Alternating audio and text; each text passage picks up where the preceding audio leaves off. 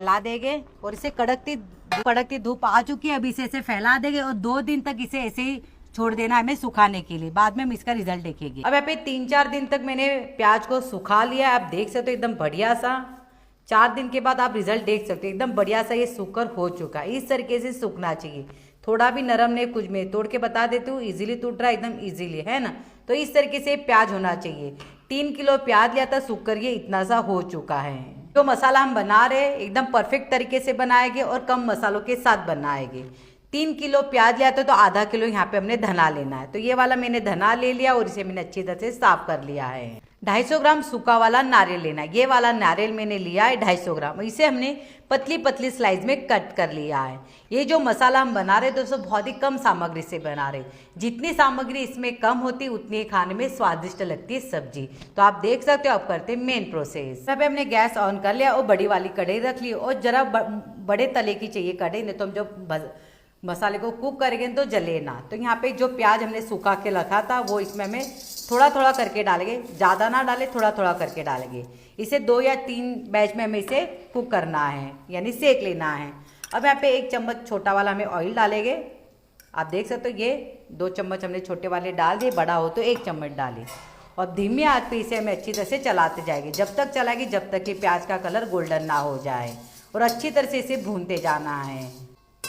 अब धीमे आंच पे इस मुझे 2 या 3 मिनट लगे दोस्तों। अभी अच्छी तरह से ये हमारा प्याज अच्छी तरह एक जैसे गोल्डन कलर हो चुका है।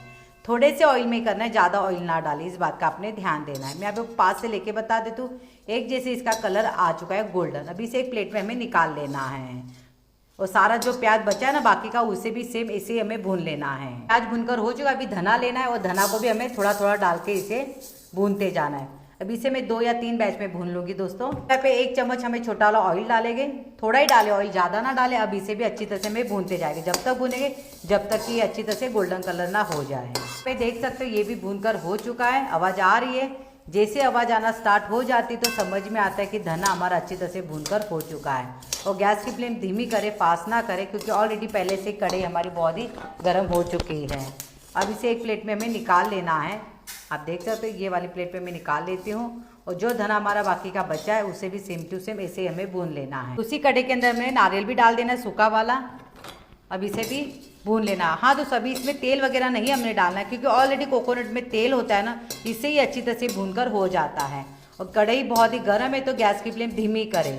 अच्छी तरह से इसे नारियल को हमें भून लेना है। अब यहाँ पे देख सकते नारियल को भी अच्छी तरह से हमने भून लिया है गोल्डन होने तक, एकदम बढ़िया सा। अब गैस बंद कर देना। इसे अभी कढ़ाई बहुत गर्म है तो इसे हमें नारियल को ऐसे फैला देना है।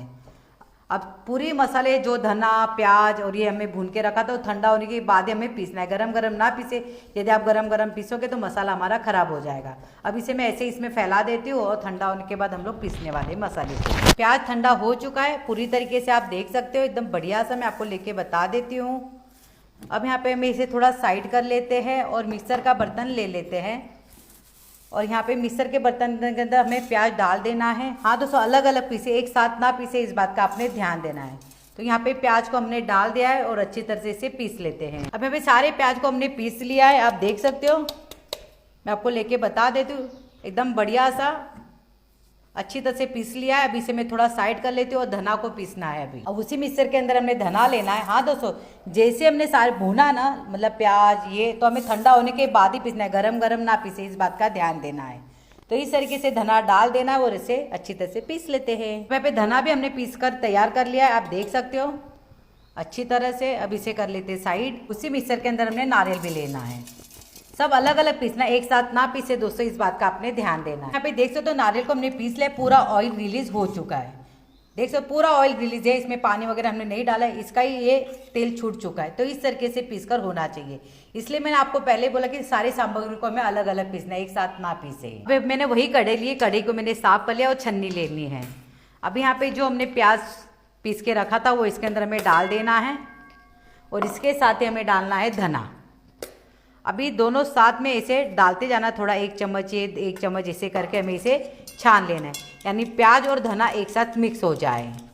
और जो धना बचा होगा तो वापस हम इसे पीस लेंगे।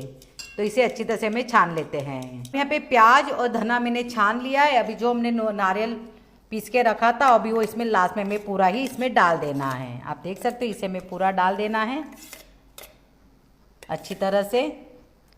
बाद में मैं इसे हाथों से साफ कर लेती हूँ और इसे हाथों से अच्छी तरह से मिक्स कर लेते हैं, यानी सारी सामग्री अच्छी तरह से मिक्स हो जाए। है ना दोस्तों, कितना सिंपल सा मसाला, ये बनाने का तरीका एकदम आसान सा है। एक बार बना के रखे और साल भर करे स्टोर। अब अच्छी तरह से मिक्स कर लेते हैं हाथों से। सारी सामग्री को हमने अच्छी तरह से मिक्स कर लिया है। आप देख सकते हैं, मैं आपको पास से लेके बता देती हूँ। तो ये खानदेशी स्पेशल मसाला है दोस्तों, जो नॉनवेज और बिना नॉनवेज की सब्जी में खास करके डाला जाता है। जो काला मसाले की सब्जी होती है ना, इनके करी उसमें बनाया जाता है, तभी सब्जी का जो स्वाद होता है ना, एक नंबर लगता है। ये होता है उनका सीक्रेट मसाला। बहुत ही सिंपल मसालों के साथ ये बनाई जाती है, सिर्फ 3 सामग्री से बस।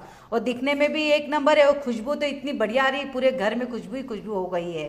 एक बार आप मेरे तरीके से बनाकर देखो, फिर मुझे याद करने की सही में गीता जी सब्जी का स्वाद तो एक नंबर आ चुका है। जब हमारे घर में प्याज नहीं होते या प्याज महंगे हो जाते, तो ये मसाला तब काम में आता है। अब हम कर लेते हैं सर्विसिंग प्लेट में सर्व। तो बनकर तैयार हो गया खानदेशी स्पेशल काला मसाला, जो खास करके विदर्भ में बनाई जाती है। रिजल्ट आपके सामने, कितने कम मसालों के साथ हमने बनाया, सिर्फ 3 सामग्री से।